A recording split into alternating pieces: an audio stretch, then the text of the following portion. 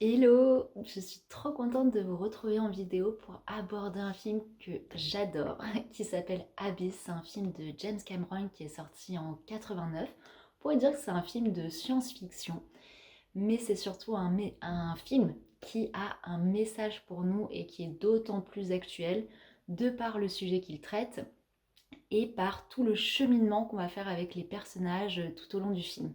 Donc c'est un film très long. Il est sorti une première fois en 89 dans une première version courte qui finalement prive le spectateur de la fin du film et du sens profond du film. Puis il est sorti une deuxième fois en version longue où là il a été porté à l'écran le vrai message du film. Donc c'est marrant de voir qu'il est sorti en deux temps, comme si ce film était sorti une première fois en lien avec un certain niveau de conscience des spectateurs qui ne pouvaient pas forcément appréhender une certaine partie du film, puis ressorti une deuxième fois, une fois qu'un peu le niveau de conscience s'est actualisé et que le spectateur pouvait enfin rentrer en connexion avec le message du film, car c'est un film donc de science-fiction. Alors pourquoi de science-fiction? Eh bien parce qu'on va parler d'extraterrestres. Et c'est pas forcément on va dire que c'est présent tout en étant latent. Enfin, c'est une rencontre avec les extraterrestres qui, justement, change de la façon dont c'est exploré dans la plupart des films de science-fiction. Et on va aborder surtout ensemble tout l'aspect symbolique de ce film et le message du film, pourquoi c'est autant actuel, pourquoi c'est aussi important. Il va y avoir des spoilers, étant donné que voilà, on va vraiment traverser le film et ses messages. Donc si vous n'avez pas vu le film, allez le regarder, puis revenez sur cette vidéo. Si le fait de... Vous n'avez pas forcément envie de voir tout le film, mais de connecter à ce message, en fait, le film en tant que tel, j'apporte un certain regard dessus. Je ne pense pas forcément que le réalisateur a voulu dire ça, mais ce film est un support pour connecter à tout un champ d'informations et ouvrir sa conscience aussi à autre chose. Et c'est ça que j'avais envie de vous partager. Donc vous pouvez très bien regarder cette vidéo en n'ayant pas vu le film non plus. Donc ça, c'est, je vous laisse faire votre choix là-dessus. Et pour continuer cette vidéo, donc pour raconter le speech du film déjà pour commencer. Donc le film commence, en fait on est dans un sous-marin de l'US Navy, enfin voilà, armée américaine en gros, dans un contexte un peu qu'on pourrait appeler un peu comme lors de la guerre froide, entre l'URSS et les États-Unis. Il y a une guerre avec une pression nucléaire, voilà, où les deux en fait font sentir cette pression d'une possible attaque nucléaire. Donc on est dans un contexte clairement de guerre entre nations, donc c'est pour ça que je dis que c'est d'autant plus actuel pour aujourd'hui. Et dans ce contexte de guerre, eh bien ce sous-marin américain qui a une bombe atomique à l'intérieur, eh bien est percuté par quelque chose et du coup eh bien tombe au fond de l'océan et du coup le missile nucléaire eh bien se perd et donc l'US Navy a envie de comprendre mais qu'est-ce qui s'est passé? Est-ce que c'est une attaque des soviétiques? Est-ce que voilà d'où ça vient? Donc ils veulent aller déjà récupérer le missile et comprendre ce qui s'est passé. Et il y a une tempête déjà qui commence un peu à pointer son nez à la surface. Et du coup, il faut agir rapidement. C'est pour ça qu'ils font appel à une station de forage pétrolière qui est sous l'eau et qui s'appelle Deep Core et qui est dirigée par un des personnages principaux, Bud, avec toute son équipe. Donc lui, il s'occupe de faire du forage, donc pas du tout d'un point de vue militaire, mais la station est quelque part réquisitionnée pour pouvoir bien, que les militaires puissent bien, descendre, avoir un point d'attache pour ensuite récupérer l'obus et pour pouvoir faire toute la manœuvre. Donc toute cette équipe est prise à partie dans cette histoire et c'est là où ça devient intéressant, c'est que enfin Bud, donc le personnage, est en train de divorcer et sa future ex-femme, Lindsay, c'est celle qui a créé la station et d'ailleurs ils ont travaillé longtemps ensemble sur cette station mais ils sont en train de divorcer et elle est appelée à descendre dans la station pour s'occuper du problème parce qu'elle connaît très bien comment ça fonctionne. C'est un peu comme le féminin qui a créé cette matrice et qui sait comment tout fonctionne, tout marche, donc on a besoin d'elle pour guider. Donc elle descend dans le sous-marin et là il y a aussi tout l'enjeu relationnel entre Bud, son ex-femme, et c'est là, dans ce contexte, sous l'eau, dans les profondeurs, que va se faire toute une rencontre avec les extraterrestres. Des extraterrestres qui, je trouve, changent aussi de l'aspect qu'on connaît, parce que déjà, ce n'est pas des extraterrestres comme s'ils appartenaient à un ailleurs dans le ciel, c'est vraiment des extraterrestres qui sont présents dans les profondeurs de la Terre, dans les eaux. Donc déjà, rien que ça, c'est un message symbolique très fort. Et pour moi, j'avais envie d'explorer donc ce film à travers deux parties qui vont très vite fusionner. La première, c'est tout le film est un récit entre la séparation et l'union. Comment on passe de quelque chose qui est séparé pour l'unifier. Comment on passe de la séparation à l'union. Et ça va s'exprimer à travers différentes échelles, d'un point de vue collectif, mais aussi d'un point de vue individuel. Et c'est là où on comprend que ce qu'on pense être séparé entre l'extérieur, l'intérieur, le collectif, l'individuel, en fait, tout ça, c'est uni, réuni. Et quand on parle de l'individuel, on parle du collectif et vice-versa. Et ça, on va l'apprendre tout au long du film. Parce que le film, c'est pas juste le message à la fin que nous délivrent les extraterrestres pour éclairer notre conscience. Non, le vrai message du film, c'est dans le processus, dans tout le cheminement que vont faire les personnages. Et le vrai message, pour moi, c'est pas, comme j'ai dit, le message de fin qui est un message qu'on pourrait dire plutôt classique, plutôt bateau, qu'on a déjà entendu, c'est-à-dire que c'est l'amour qui nous réunit, c'est l'amour qui sauve. Sauf que cet amour, il n'est pas à comprendre comme un message venant de l'extérieur. C'est un message à comprendre à l'intérieur de nous.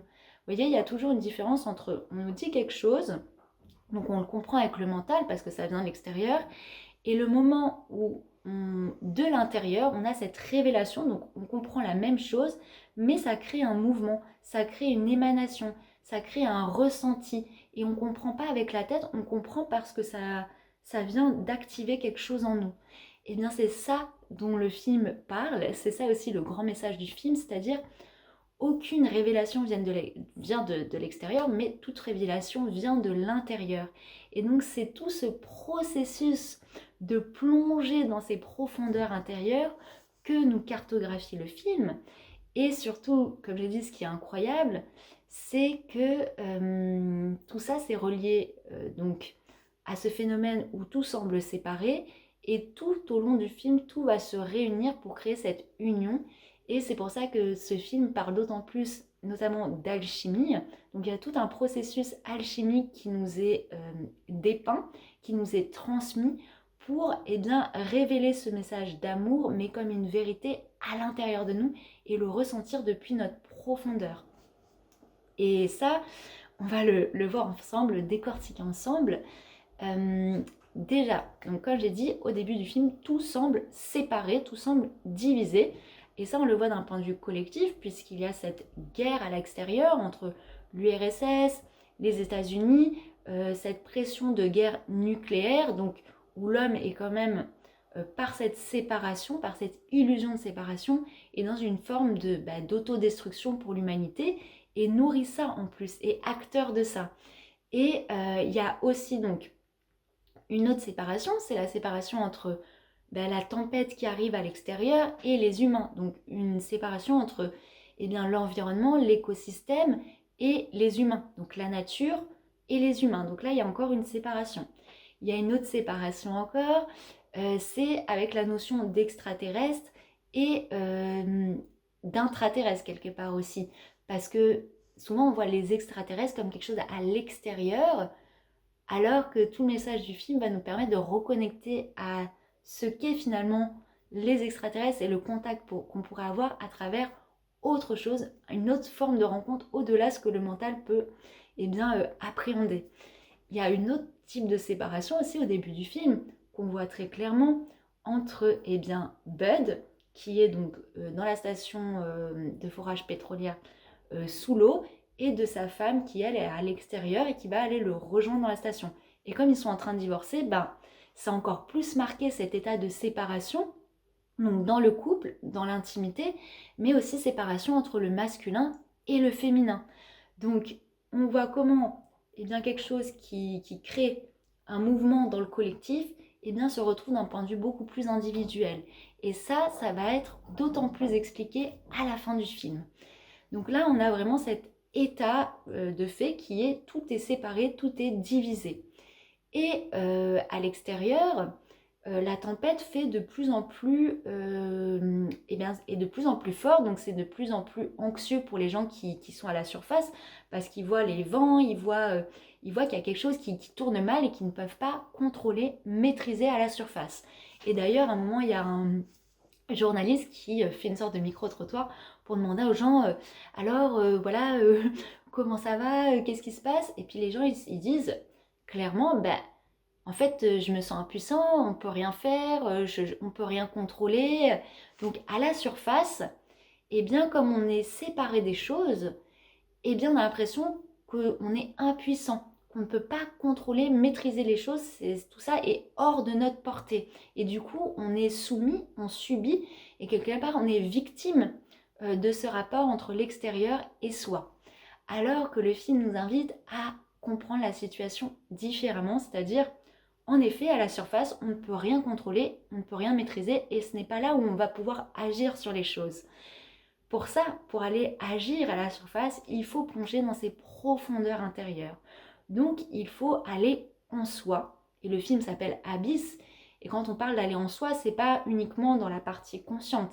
C'est vraiment dans cette partie inconsciente, obscure, cette partie qui quelque part nous fait peur parce que c'est l'inconnu. C'est ce qu'on pourrait appeler la grotte. Aller dans finalement, nos profondeurs, mais les profondeurs les plus obscures. Mais finalement, c'est obscur, c'est ténébreux, ça nous fait peur parce que c'est l'inconnu. Et l'inconnu réveille des peurs. Et d'ailleurs, il y a un personnage dans le film qui va représenter cette peur. C'est le personnage de Kofi, qui est un des lieutenants, le chef lieutenant, un des militaires qui accompagne du coup, que l'INSEE accompagne pour qu'ils puissent récupérer ce missile nucléaire, puisque c'est leur mission. Sauf que lui, dès le départ, on sent qu'il est dans le contrôle et qu'il est dans la peur. Et en fait, tout le long du film, plus il va dans les profondeurs, plus il a peur, et plus cette peur se transforme en violence, en paranoïa et finalement en autodestruction. Et c'est intéressant parce que plein de gens finalement restent à la surface d'eux-mêmes par peur de descendre dans leur profondeur intérieure et de rencontrer finalement leur propre monstre, leur propre obscurité, et qui ne sont pas prêts à l'éclairer.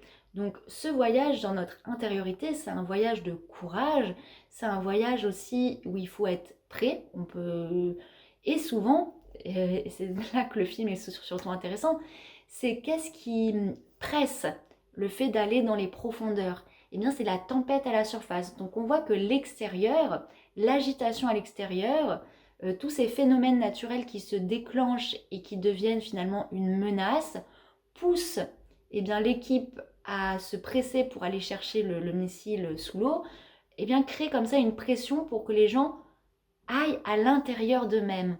Donc ce qui semble être une menace à l'extérieur, finalement, est un allié pour descendre dans nos profondeurs intérieures. Sauf que si on voit uniquement la menace, même quand on fait ce mouvement intérieur, on nourrit cet espace de peur, et finalement on tombe dans une forme de paranoïa, dans une forme de violence qui va nous détruire et pousser à l'autodestruction de l'être.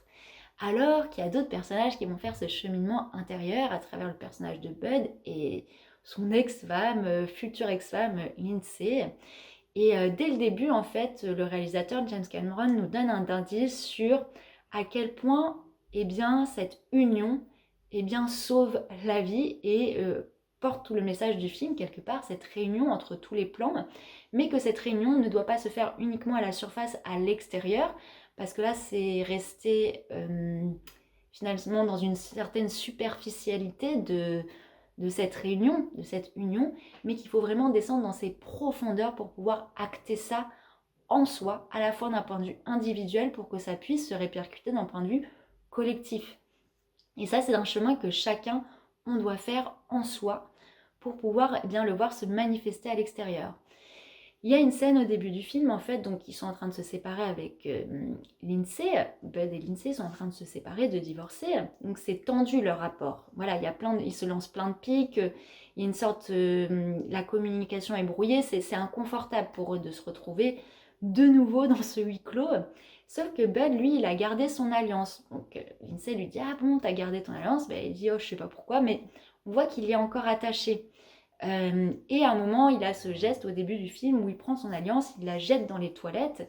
Et ce qui est marrant, c'est que les toilettes, on voit cette cuve de toilette où l'alliance descend avec un liquide bleu. Et il va pour fermer la porte et puis finalement, il revient et puis il met sa main dans les toilettes, dans les profondeurs, et il récupère son alliance et il la remet, qui lui fait un doigt bleu. Et là, déjà dans cette scène, il y a toute une symbolique de l'alliance qui représente l'union, le cercle de l'union entre la femme et l'homme, entre le principe féminin et masculin dans le couple, mais l'union d'un point de vue plus global, une alliance. Quand on parle d'une alliance entre personnes, entre nations, c'est ce qui réunit pour servir la paix, pour servir l'harmonie. Et le fait qu'il la jette, donc qu'ils veulent s'en séparer, et qu'ensuite il ait ce mouvement de prendre sa main et d'aller dans les profondeurs, surtout que c'est un liquide bleu, ça rappelle bien, le fait d'être sous l'eau, d'aller dans les profondeurs de l'abysse pour récupérer cette alliance. Et c'est en mettant la main dans la cuvette, dans ces profondeurs, qu'il récupère son alliance. Donc c'est en allant dans les profondeurs qu'il peut récupérer le symbole de l'alliance pour bien finalement voir un peu plus tard que cette alliance, heureusement qu'il n'a pas jeté parce qu'elle lui sauve la vie. Parce qu'à un moment, donc, la station est remplie d'eau, enfin bref, il y a tout un tas de dégâts et ils sont obligés de fermer des portes pour que l'eau ne circule plus dans la station pour se protéger. Sauf que y en a qui sont pris dans l'eau, dans tout ça, et les portes se ferment et du coup Bud à un moment il bloque la porte en mettant sa main, et donc dans ce geste, pour sauver les autres, donc pour garder la porte ouverte, il met sa main et la porte se referme sur sa main, pile sur l'alliance. Et heureusement qu'il avait l'alliance parce que sinon la porte lui aurait coupé la main clairement. Et on voit que là, le fait d'avoir gardé cette alliance, ça crée une ouverture. Il peut ouvrir des portes grâce à cette alliance. Et donc finalement, l'alliance, l'union, c'est ce qui ouvre les portes. Et ça d'ailleurs, comme je l'ai dit, on va le voir dans toute la symbolique que porte le film.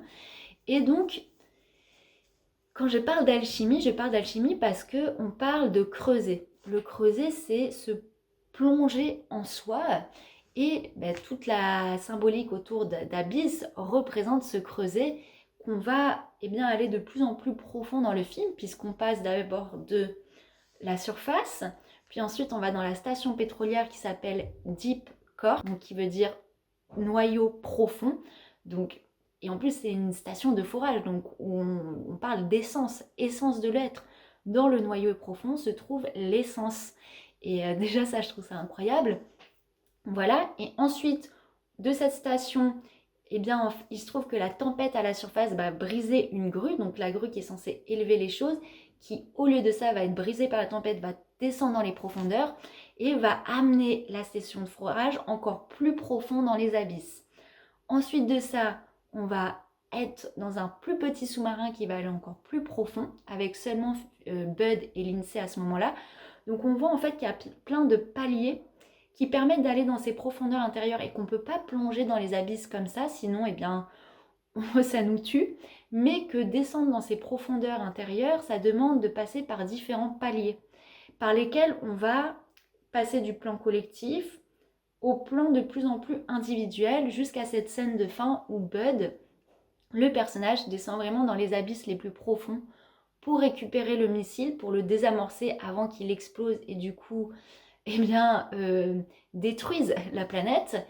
Mais ça c'est un chemin finalement individuel. Et on a tous ces paliers de décompression pour descendre dans ces profondeurs. Et là encore, il y va pour désamorcer un missile qui va potentiellement détruire la planète. Et donc, pour faire face à une menace, encore une fois, c'est pas quelque chose qu'on peut faire à la surface, c'est quelque chose qu'on peut faire uniquement dans nos profondeurs intérieures.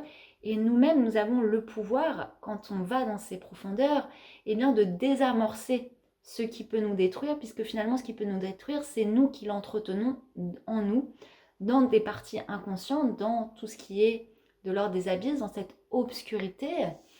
Et quand on parle d'alchimie, là encore, on a donc Bud qui incarne ce principe masculin et Lindsay ce principe féminin. Et il y a ce qu'on va appeler les noces alchimiques. Et ces noces alchimiques, elles vont pouvoir se faire à travers différentes phases. Une première phase qui est le sacrifice féminin, donc la mort du féminin pour pouvoir renaître.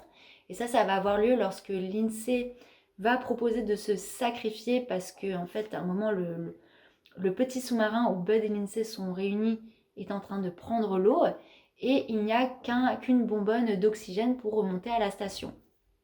Et Bud propose de lui se laisser couler, que Lindsay le ramène avec la bouteille et le ranime à ce moment-là, mais elle n'a pas assez de force, donc elle propose, elle, de se sacrifier.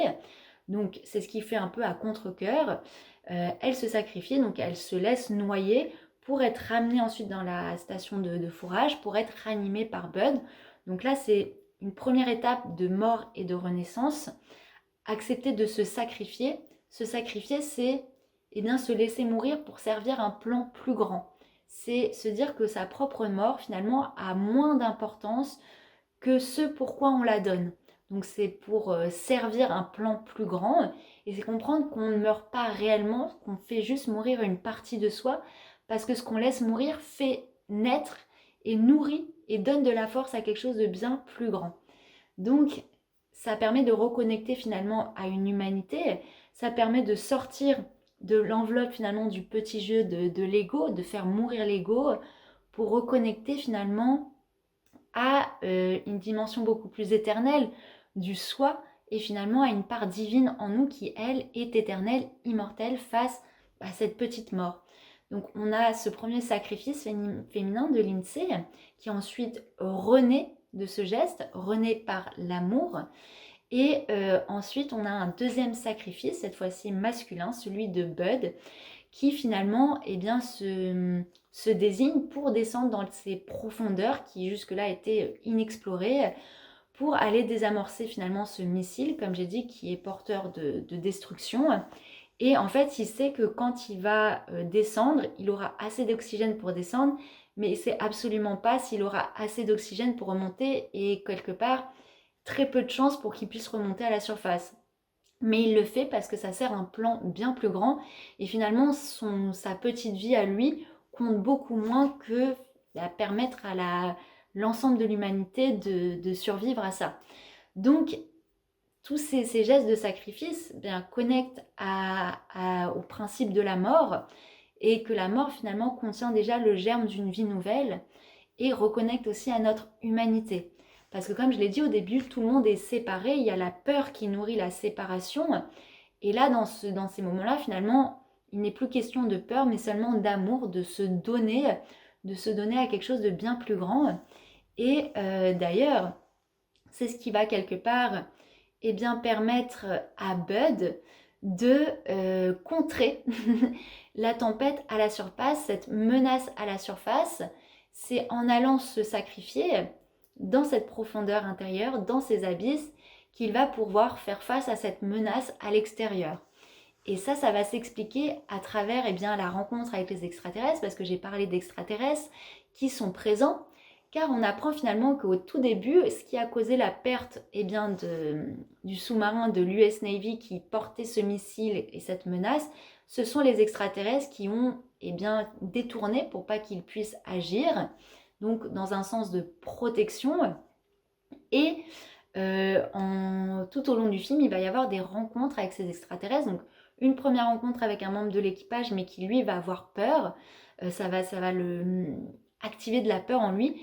Et la personne qui va avoir accès à une rencontre, c'est Lindsay qui va pouvoir les voir et qui, elle, va pas sentir de la peur, mais justement va sentir une sorte de fascination, de paix intérieure, d'harmonie.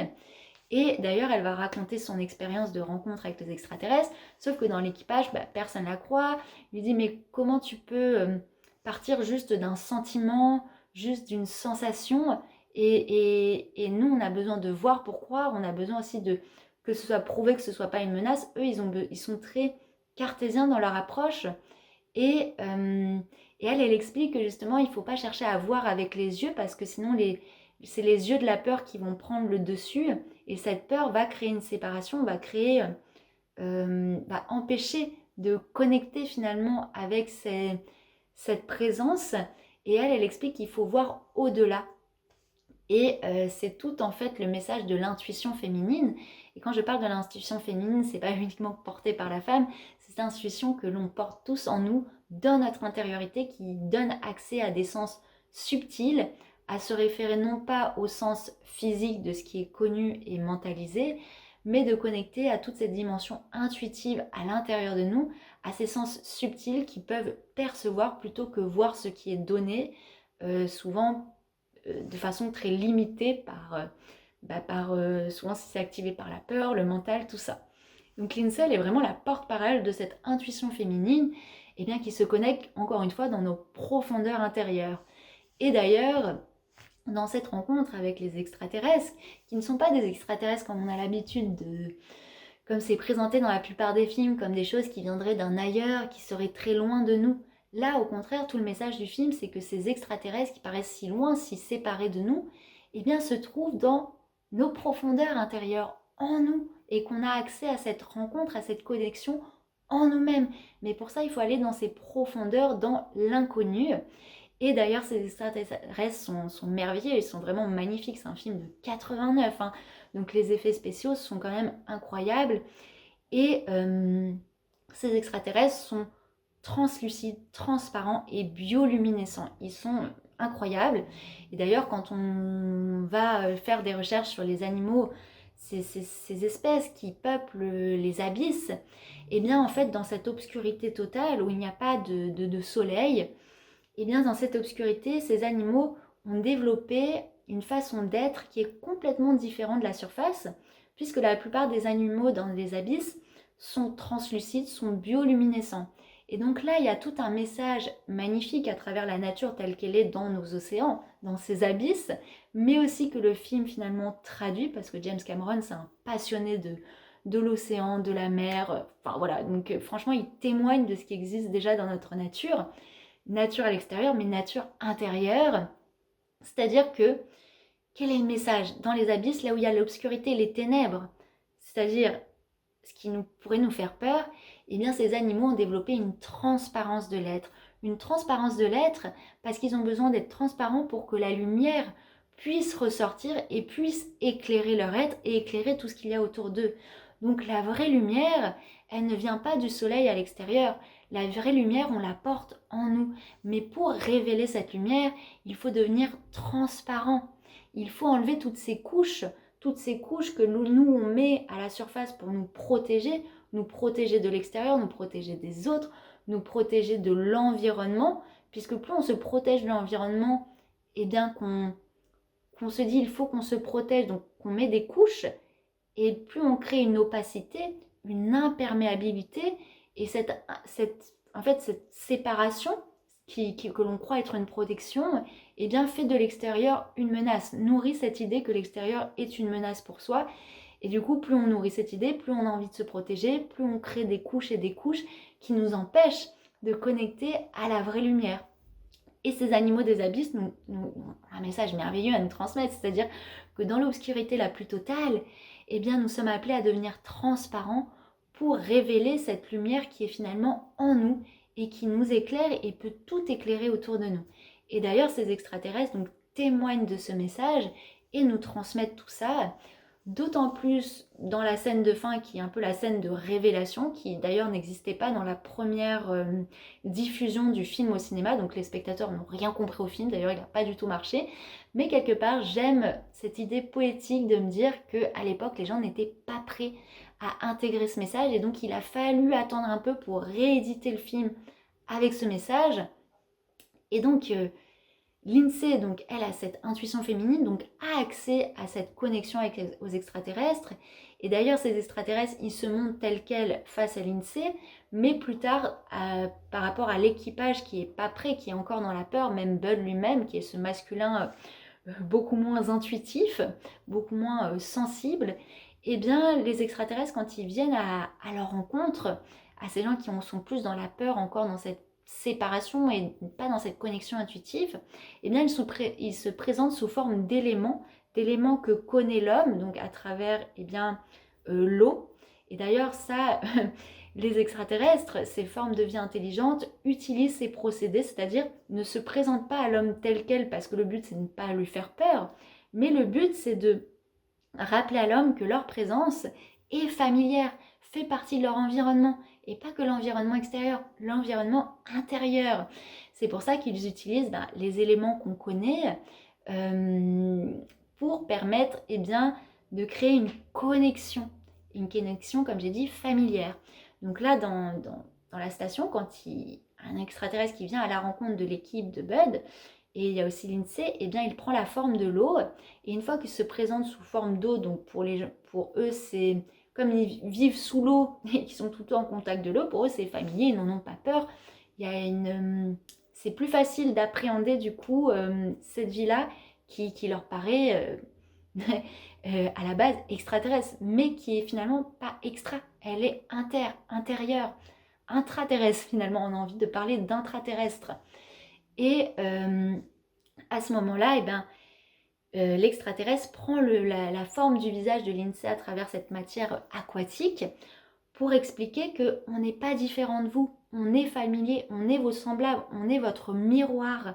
Et juste après, l'extraterrestre prend la forme du visage de Bud à travers cette même matière aquatique. Et pareil, à Bud, c'est en train d'expliquer à travers la forme que, ils sont familiers, ils sont pareils, ils sont le miroir l'un de l'autre. Et ce que l'on pense être des extraterrestres éloignés de nous n'est que le miroir de notre intériorité, le miroir d'une conscience à laquelle on n'a pas encore accès. Et pour avoir accès à cette conscience qu'on dit extraterrestre, il faut aller dans ce qu'on appelle l'appel intérieur. C'est comme un appel pour aller à l'intérieur. Et d'ailleurs, c'est ce que crée la tempête à la surface, c'est un appel vers l'intérieur, de se retourner, du grand retournement intérieur en nous-mêmes, dans ce qui jusqu'à maintenant nous était inconnu et nous faisait peur. Donc il y a tout un message de familiarisation avec ce qui nous semble étranger et séparé pour comprendre que tout est uni et qu'il y a une vraie alliance. Donc c'est pour ça que je parlais du symbole de l'alliance qui est donné dans le film. Il y a vraiment une alliance entre tout ça. Et tout ça n'existe pas en dehors de nous, mais en nous-mêmes. Et d'ailleurs, à la fin, il y a toute cette révélation, comme j'ai dit, où Bud donc, se sacrifie en allant dans ses profondeurs pour désamorcer la bombe. Donc il descend, mais comme j'ai dit, il ne sait pas s'il remontera à la surface. Et pendant toute cette descente dans ces dernières profondeurs, vraiment dans les abysses, il y a la voix de l'INSEE qui le guide, donc qui, en fait, pour la première fois, elle s'ouvre vraiment à lui parce qu'ils étaient en train de divorcer. Mais bien sûr, toute cette aventure va les rapprocher, va permettre d'enlever les carapaces qui s'étaient forgées, parce que finalement, on peut se dire qu'avant, ils s'étaient rencontrés en tant qu'hommes et femmes, principe féminin et masculin. Ils se rencontraient, mais à travers des masques, à travers des carapaces de protection. Et là, pendant tout le film, ils apprennent à défaire ces carapaces qui les séparent, qui finalement les divisent, et ils vont apprendre à relâcher tout ça pour se rencontrer vraiment et se rencontrer à travers le cœur. Et c'est pour ça qu'il y avait besoin, autant pour l'INSEE au début, de mourir de quelque chose, de mourir de tout un tas de choses dans lesquelles elle s'enfermait, dans lesquelles elle était finalement limitée. Et c'est d'ailleurs parce qu'elle fait ce premier sacrifice en mourant et en renaissant qu'elle pourra guider après Bud dans son propre sacrifice, dans sa propre mort quelque part et propre résurrection par sa voix. Parce qu'en fait, elle a enfin touché au cœur d'elle-même. Elle a laissé mourir toute cette enveloppe qui l'a limitée pour toucher à son essence dans cette station pétrolière qui s'appelle quand même Deep Core, noyau profond. Donc elle allait forer en elle cette essence quelque part pour pouvoir guider Bud avec le cœur à descendre dans ses propres profondeurs à son tour et laisser mourir finalement tout ce qui le limitait et l'empêchait d'être dans le cœur, d'être dans le noyau. Et donc elle va le guider dans ses profondeurs avec des mots et peu à peu elle va s'ouvrir, donc elle va laisser l'amour finalement œuvrer à travers elle et se transmettre à Bud, donc ça va le rassurer, il va aller dans ses profondeurs, désamorcer ce missile, donc là encore, désamorcer en soi ce qui nous détruit, ce qui est destructeur. C'est en soi qu'on peut désamorcer tout ça. C'est pas, si on le fait à l'extérieur, finalement, on le fait d'un point de vue superficiel. Et donc, à la fin, il lui envoie je t'aime parce que il sent qu'en fait, il va peut-être pas pouvoir la revoir. Et du coup, chacun ouvre son cœur à l'amour. Ça y est, en fait, ils sont descendus chacun dans les profondeurs pour pouvoir enfin ouvrir leur cœur et toucher finalement à leur essence. C'est là que Bud pense mourir et c'est là que les extraterrestres, même si c'est pas vraiment comme j'ai dit des extraterrestres mais plutôt des intraterrestres, miroir de notre être profond, eh bien débarquent et lui tend la main et là il est emmené, on découvre toute une cité extraterrestre translucide, bioluminescente, c'est magnifique. Et il l'emmène dans une sorte de sas, un peu de décompression pour lui offrir de l'oxygène. Donc là, il y a une première renaissance dans une nouvelle, quelque part, matrice intérieure, où il est avec les extraterrestres. Et là, en fait, les extraterrestres leur expliquent que eh bien, ce sont eux qui ont créé cette tempête à la surface, qui ont créé tous ces ouragans, toute cette panique. Et Bud, il dit, mais pourquoi vous avez toute cette technologie et vous cherchez à nous détruire? Voilà, il essaye de comprendre. Et c'est là toute la dimension symbolique, encore une fois, c'est qu'il a fallu descendre dans les profondeurs de l'aide, dans les profondeurs des abysses, pour comprendre ce qui se passait réellement à la surface. Et ce sont les êtres à l'intérieur, ces êtres des abysses, qui eux-mêmes activent ce phénomène à la surface. Donc pour comprendre ce qui se passe à la surface, il faut toujours descendre dans les profondeurs intérieures pour pas rester finalement que dans une compréhension limitée. Et donc c'est bien depuis cet intérieur que ce phénomène d'ouragan a lieu à la surface. Donc Bud il dit, mais pourquoi vous faites ça? Vous avez la technologie, vous pourriez faire autre chose. Et là, les extraterrestres, ils expliquent qu'ils font ça parce que l'homme lui-même s'autodétruit. Là, il dit, mais non, il est un peu dans le déni, en fait, Bud, à ce moment-là. Et c'est là où les extraterrestres diffusent tout un clip d'images, donc de violence, de guerre, qui nous suivent depuis le début de l'humanité. Et du coup, met Bud face à cette réalité de la violence en l'homme, de l'homme qui est porteur de cette violence, porteur de sa propre autodestruction, en nourrissant tous ces comportements de séparation, de division, de guerre. Et du coup, Bud, il est devant le fait accompli. Il doit faire face, en fait, à ce que l'humanité nourrit en termes de séparation, de guerre, de destruction. Mais ça, quand il était encore à la surface de lui-même, quelque part, il était encore dans le déni, il ne comprenait pas. Mais là encore, il y a tout ce moment de descendre dans ces profondeurs pour comprendre ces états de séparation, cette violence que l'on porte en nous, dans notre inconscient, et que l'on nourrit indirectement à travers des comportements, que ce soit de séparation, de rejet de l'autre, de soi-même aussi. Le fait de rester à la surface de nous-mêmes, ça crée cette séparation entre le conscient et l'inconscient, et du coup on nourrit tout le temps cet état de séparation, et on nourrit finalement notre propre violence en ne voulant pas aller voir à l'intérieur de nous. Donc là, il y a vraiment, il sort du déni finalement, Bud, il prend conscience des choses et il comprend, ah oui, je comprends pourquoi vous êtes amené à créer vous-même une forme de violence à l'extérieur pour que l'humain prenne conscience de sa propre violence et de sa propre capacité d'autodestruction. Donc finalement, ce qui se passe à la surface en termes de déchaînement des éléments, c'est l'humain lui-même qui le nourrit en lui. Et finalement, c'est le miroir de toute cette violence, de toute cette violence qu'il nourrit dans sa propre nature qui se déchaîne à l'extérieur contre lui. Et c'est pour ça qu'à la surface, tu as tous ces gens qui disent au micro-trottoir, mais nous, on ne sait pas quoi faire, on ne peut plus rien faire, ils sont impuissants. Parce qu'à la surface, en fait, si on comprend que ça, forcément, on est dépassé. Et on peut agir qu'en nous-mêmes, dans nos profondeurs, en comprenant le sens profond de notre propre nature, on peut comprendre le sens profond de la nature qui nous entoure. Et du coup, agir en son sein. Et à la fin, les extraterrestres, du coup, ils montrent tout ça à Bud, et Bud donc conscientise, ça y est, il efface, il conscientise, il accepte en fait de voir, il accepte de voir ses parties inconscientes. Et là, les extraterrestres, ils montrent que en fait, à la surface, il y a une énorme vague qui va tout engloutir. Donc là, tout le monde a peur. L'énorme vague se rapproche de plus en plus. Et là, on voit d'un coup, il y a l'image, la vague repart en arrière et finalement disparaît. Et là, on se dit, mais qu'est-ce qui s'est passé? Là, Bud me dit, oh, mais qu'est-ce qui s'est passé en fait? Là, vous alliez tout détruire et là, d'un coup, tout s'est renversé, tout s'est inversé. Et là, les extraterrestres expliquent que Bud savait qu'il avait qu'un ticket aller pour aller dans les profondeurs et qu'il n'allait pas revenir, mais qu'il l'a quand même fait. Il a fait ce choix conscient de sacrifice, donc de servir un plan bien plus grand, de remettre au sacré. Et du coup, il l'a fait. Et du coup, rien que ça permet de reconnecter à l'humanité. Ce sacrifice, cette plongée, a permis de reconnecter à l'humanité. Et c'est surtout le message qu'il a envoyé à sa femme, Love you, wife, donc je t'aime, cette reconnexion à l'amour qui a permis de réunir Bud et sa femme, mais là encore c'est une image symbolique, c'est de réunir le masculin et le féminin, le principe féminin et masculin, pour réunir tous les autres plans. Et c'est pour ça que je parle d'alchimie, parce que l'alchimie c'est ça.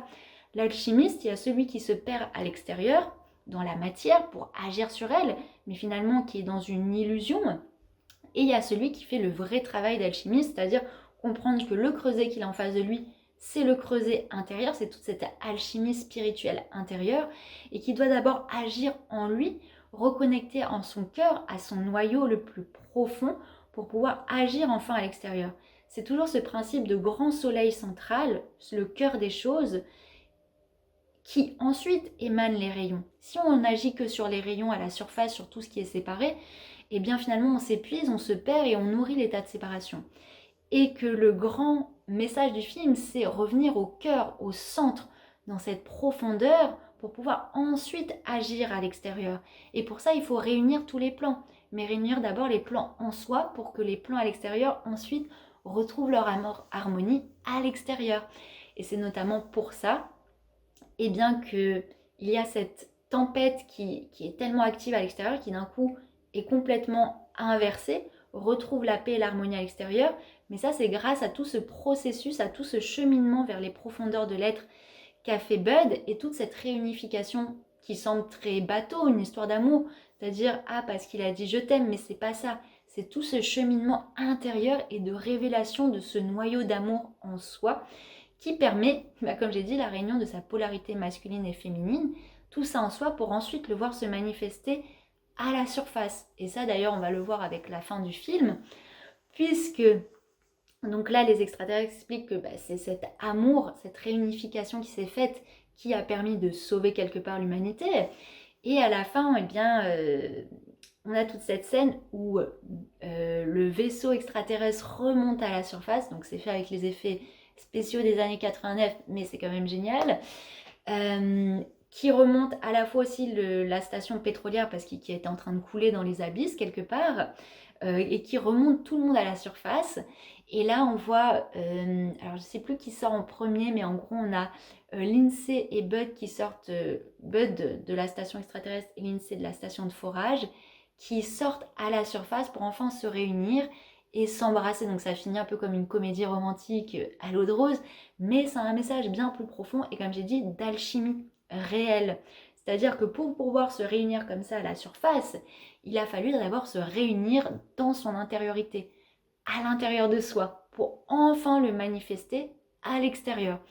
Donc c'est pour ça que je dis que Abyss, c'est un film incroyable, déjà par le film en lui-même, par les effets spéciaux, par ces extraterrestres qui nous sont donnés, et cette rencontre extraterrestre qui est finalement intérieure, et que, comme j'ai dit, finalement, le message de la fin est beau, mais il est beau parce qu'on nous montre aussi tout le cheminement qu'il faut faire en termes de conscience, en termes d'alchimie intérieure pour pouvoir y accéder, mais y accéder comme une révélation, comme une épiphanie intérieure, et que ça se rencontre par le mouvement, par le retournement, et que souvent, on va créer nous-mêmes des tempêtes à l'extérieur, un inconfort à l'extérieur, pour pouvoir permettre ce retournement. Et que actuellement, on vit dans une époque où tout semble chaotique à l'extérieur, où il y a de plus en plus de phénomènes aussi naturels, de tempêtes qui viennent pousser l'homme à aller dans son creuset, à aller dans son intériorité pour bien se rappeler que tout est uni, que tout est quelque chose qui est uni, que tout est interconnecté, qu'on n'est pas dans une nature à laquelle on est séparé, on n'est pas séparé des extraterrestres, on n'est pas séparé du cosmos, on n'est pas séparé de la nature, on n'est pas séparé les uns des autres. En fait, on est tous interconnectés, mais cette révélation encore se fait à l'intérieur de nous. Il faut faire ce retournement pour le sentir, pas seulement le mentaliser, mais le ressentir, l'éprouver. Là encore, souvent on cherche une preuve des choses à l'extérieur, mais le but n'est pas de prouver les choses à l'extérieur, le but c'est de les éprouver intérieurement pour qu'elles se révèlent d'elles-mêmes à l'extérieur. Donc c'est pour ça que ce film est magnifique et qu'il a un message pour nous actuellement. Oui, tout semble chaotique à l'extérieur, oui, il y a des phénomènes, des tempêtes, des guerres, tout semble en guerre, tout semble séparé. Là encore aujourd'hui, oui, on est dans un climat de guerre d'un point de vue des nations, des pays, d'un point de vue climatique, d'un point de vue des hommes et des femmes aussi de plus en plus. Mais tout ce qui nous semble séparé en guerre, c'est parce qu'on le nourrit nous-mêmes intérieurement dans toutes des parties inconscientes. Et que pour désamorcer cet état de destruction que l'on voit, mais finalement d'autodestruction, eh bien, il faut faire ce grand retournement intérieur et que l'on a nous-mêmes en nous les codes alchimiques pour le faire et que tous ces éléments à l'extérieur qui finalement nous font peur sont là pour nous réveiller et surtout nous pousser à nous intérioriser dans nos demeures, dans nos abysses, dans nos profondeurs, dans ce qui nous semble obscur et ténébreux et qui pourrait nous faire peur, mais finalement qui crée un climat pour révéler la vraie lumière que l'on porte en nous, et c'est-à-dire oser devenir transparent à toutes ces couches que l'on met entre nous et le monde, nous et les autres, nous et les environnements, nous et le rapport entre hommes-femmes, faire tomber tout ça, le rendre transparent que pour que seule la lumière de notre essence puisse émaner de nous et finalement nous éclairer et éclairer ce qui semblait être un chaos et une obscurité à l'extérieur. Et ça, on va le vivre. Et ça, on va être vraiment, véritablement invité à le vivre dans la matière, d'un point de vue physique, parce qu'on a besoin de l'acter dans la chair, parce que on peut en parler d'un point de vue mental, mais on sera invité à faire ce mouvement. En fait, on va être modelé par tout ça, modelé pour se révéler. Et voilà, c'est pour ça que c'est un film qui est d'autant plus actuel, comme j'ai dit, par les thématiques qu'il explore, mais qui a un vrai miroir de ce qui se passe actuellement en termes de séparation à l'extérieur. Mais toute cette séparation, à voir d'un autre angle pour voir et accéder à cette union en nous-mêmes et cette alliance. Et d'ailleurs, à la fin du film, quand le vaisseau ressort et porte tout le monde à la surface, ça symbolise vraiment ce qu'on appelle l'arche d'alliance. Il y a vraiment une arche d'alliance qui s'est faite entre les différents plans de conscience en soi, mais aussi entre les différents êtres. C'est ça finalement la vraie arche d'alliance qui est en train de se faire, mais elle ne se fait pas là encore uniquement comme quelque chose qu'on attend à l'extérieur, comme attendre de l'extérieur que cette arche arrive. Cette arche, on la bâtit en nous-mêmes. Nous sommes les bâtisseurs de cette arche en nous par tout ce processus alchimique dont nous sommes les maîtres d'œuvre. Donc voilà. C'est une vidéo très riche, mais j'avais tellement envie de la faire depuis un moment et je trouve qu'elle est importante. Donc allez voir le film si vous voulez et voir ce que ça vient activer en vous.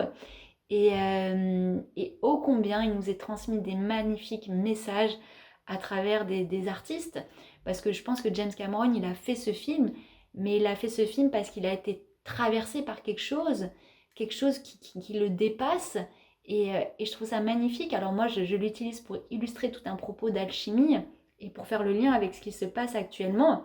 Mais en effet, je pense que James Cameron pourrait en parler différemment. Mais j'avais tellement envie de vous partager ça et puis de rappeler toute cette magie qui est à l'œuvre. Même quand l'obscurité, les ténèbres pointent leur nez et que ça peut faire peur. Eh bien oui, l'amour, mais cette grande arche d'amour que l'on porte en nous, mais qui est au-delà du sentiment amoureux comme on a pu le réduire. L'amour, c'est ce qui crée l'ouverture entre tout. Et c'est magnifique. Donc je vous remercie d'avoir suivi cette vidéo. N'hésitez pas à la partager ou la commenter. Et surtout à me dire si vous avez vu le film. Et puis voilà. Et puis je vous dis à bientôt pour une prochaine vidéo.